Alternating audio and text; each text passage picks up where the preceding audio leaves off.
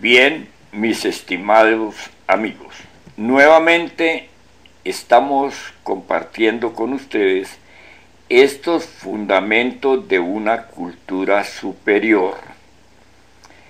Habíamos tocado como base de tema la gran confusión de las interpretaciones diferentes que se viene dando a la humanidad desde remotísimos tiempos en relación a los estudios bíblicos. Porque honestamente los estudios bíblicos desde el punto de vista académico no resuelven el entender de lo que allí está consignado, porque los mismos autores, en base en la autoridad máxima que es nuestro Señor el Cristo, porque nuestro Señor el Cristo no tiene tiempo, está fuera de tiempo, de modo que sostienen y dicen textualmente, como lo dice nuestro Señor el Cristo: no abriré mi boca sino en parábolas, para que el que tenga entendimiento entienda. Esta consideración enfática y absoluta ha sido pues desviada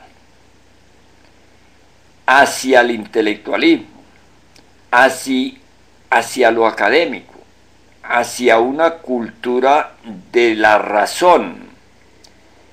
Por lo tanto, se ha dado una gran confusión en la era del oscurantismo real en que hemos caído.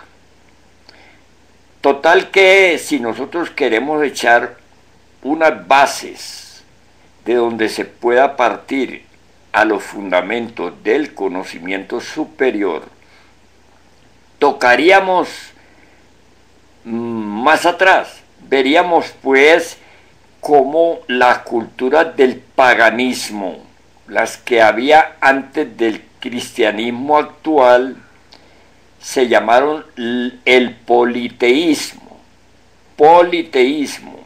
o sea, la consideración y el estudio de la jerarquización divina. Y es que Dios es unidad múltiple perfecta. Entonces, en el politeísmo se tenía un desarrollo de la jerarquización. Al principio del paganismo, como se lo conoce, pues fueron los griegos, los pelagios, fueron culturas que evidentemente reconocieron los estados de perfección que alcanzaba el hombre. Es decir, algunos de los dedicados a tales estudios de lo teológico, de lo Dios, alcanzaron perfecciones que verdaderamente eran hombres dioses, alcanzaron el estado hombres dioses, y se llamó el politeísmo, y nosotros lo venimos estudiando como el paganismo.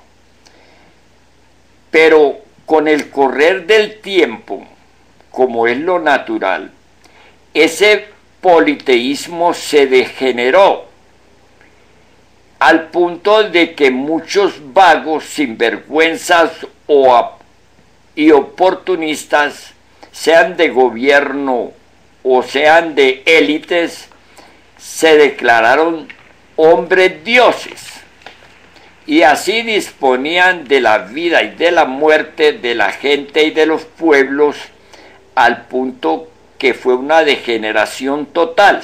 O sea que el politeísmo se degeneró como forma de cultura religiosa.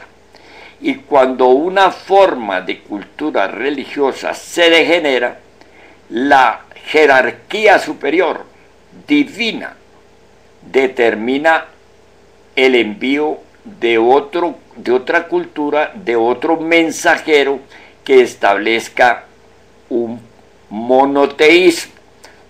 La vida pues cultural se desarrolla de politeísmo a monoteísmo y de monoteísmo a politeísmo, siempre buscando que no se pierda la posibilidad de que el hombre alcance su salida a estados superiores de manifestación.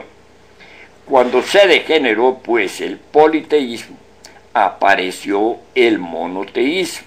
El monoteísmo aparece con nuestro Señor el Cristo, es decir, se reconoce un hombre Dios, pero ese monoteísmo fue también desde los principios mal entendido o no entendido por una razón muy elemental.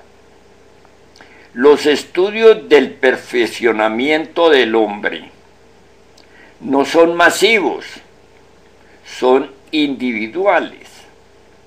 Así que los que cogieron el politeísmo en el principio se volvieron hombres dioses, y los que en el monoteísmo avanzaron como grandes iniciados, pues también desarrollaron el principio monoteísta, o sea, el estado jerárquico de la perfección hacia Dios, porque Dios es un estado de suprema perfección, de inconcebible perfección.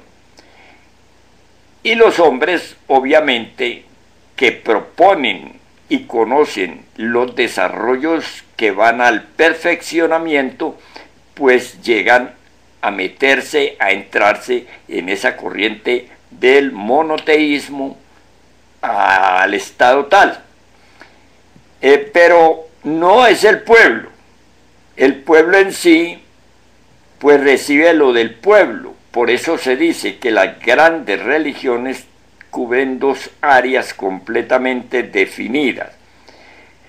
Lo que es para el pueblo, lo que es la cultura cáscara, la culturización en sí, la esperanza en sí, lo que es la buena fe, las buenas normas, los desarrollos que proponen un recto pensar y un recto actuar, y lo que es lo iniciático, lo que va a desarrollar en el individuo los estados propuestos en la perfección, es decir, en alcanzar estados celestiales, estados divinales, estados de manifestación de ángeles, arcángeles, serafines, tronos, virtudes, potestades, dominaciones, etcétera, etcétera, ¿verdad? Todo eso está considerado. El monoteísmo actual se degeneró a la fecha totalmente, pero esta degeneración o esta interpretación que se dio del monoteísmo no es en realidad lo que conduce a la liberación del estado actual, sino que lo complica. Y la complicación, para desatar un poquito ese nudo, pues tendríamos que mirarlo desde el rayo de la creación. Si nosotros miramos, por ejemplo, cómo los días fueron cambiados, se habla pues de la época de la época de los gregorianos, de los calendarios gregorianos y calendarios julianos o julianos gregorianos, pero esa lucha de los calendarios y de las determinaciones de meses y años y en el tiempo, todas siempre se fundamentaron en los movimientos en el Sol y los movimientos de los planetas alrededor del Sol. Y los encontramos desde los comienzos del año 3000 antes de nuestro Señor el Cristo en los egipcios. Después nosotros venimos a verlos de una manera ya debatida y estudiada y confrontada con también desde el año 321 con, ¿cómo llama este papa? Este emperador Constantino, que entran en gran debate y quien también pues participa ya en el año 325 en la formación y declaratoria del establecimiento de una única religión en el mundo y universal, según el contenido de ellos, que se expresa en el credo romano, llamada la Iglesia Católica, Apostólica y Romana. Pero entonces hubo un gran problema